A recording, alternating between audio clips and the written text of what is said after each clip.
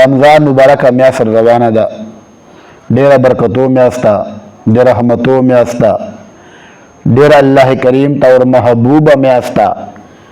علماء کرام فرمایي چې څرنګه یعقوب علیه السلام 12 بچیانو او په دغو 12 بچیانو چې الله کریم یوسف علیه السلام ته کم شان او مقام او مرتبه ورکړې وه، دې رنګې چې 12 میاشتې دي الله کریم دغه 12 میاشتو چې 11 مہینے بل پلا رمضان میاشت کومه ده د داسې شان ده لکه څنګه چې یعقوب علیه السلام بچیانو چې یوسف علیه السلام شانو. فرمایي داسې شان ده.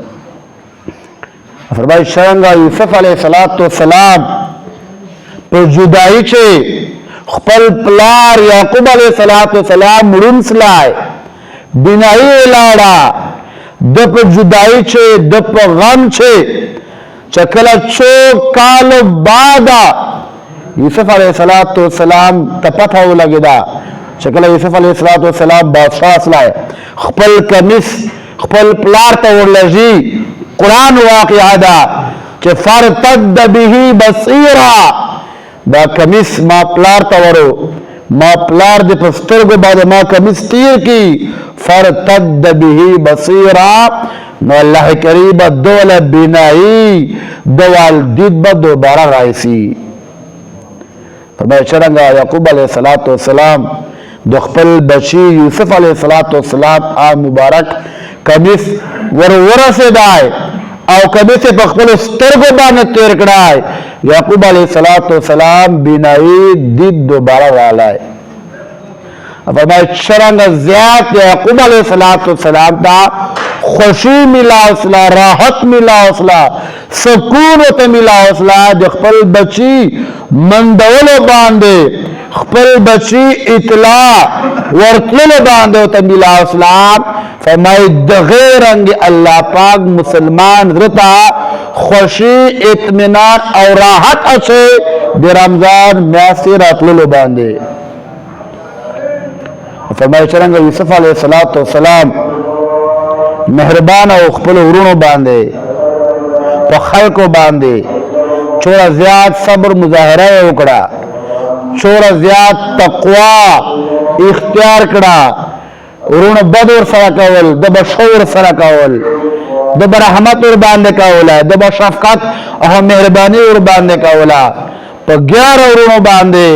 فرمایي دې رنګې د رمضان شریف میاشتې برکتونه د هغه لذت او د هغه نزول الله له طرف نه چې کوم د برکتو او رحمتو څرنګه یوسف علیه السلام په خپل ورونو باندې مهربانو. فرمایي دې رنګې رمضان شریف میاشت په الله بندګانو باندې مهربانه ده. عزتمند مسلمانانو ورونو، روزه هر حالت چې فرض ده، روزه به نیسي. روزه پرېږدول نشته، دا به نه وایي چې ما 10 روزې پسې ونیولې، ما 12 پسې ونیولې، دا نورې فرض نه دي.